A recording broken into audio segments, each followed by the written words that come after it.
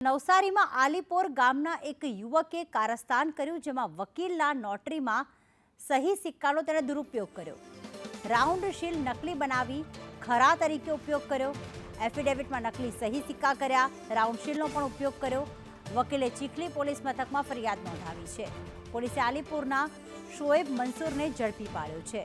અને આ યુવકે નકલી સહી સિક્કાનો ઉપયોગ કરવો હતો, એટલે કે વકીલના નોટરીના સહી સિક્કા અને રાઉન્ડ શીલ નકલી બનાવી તેનો ખરા તરીકે ઉપયોગ કર્યો. નવસારી કોર્ટની ચીખલીની કોર્ટની અંદર નલિનભાઈ વૈદના ખોટા સિક્કા તથા એનું ખોટું સ્ટીકર નોટરીનું કોઈ વ્યક્તિએ ડુપ્લિકેટ બનાવી અને એના નામનો ઉપયોગ કરી અને એફિડેવિટ કરેલાનું નલિનભાઈના ધ્યાનમાં આવતા નલિનભાઈએ થોડી તપાસ કરી, પોલીસની મદદ લઈ અને ખબર પડી કે શોએબ શબ્બીર મંસૂર આલીપોરનો રહેવાસી છે. ચીખલી પોલીસ સ્ટેશન ખાતે ગુનો દાખલ કરી અને તેની કાયદેસર ધરપકડ કરી આગળની કાર્યવાહી કરવામાં આવેલ છે.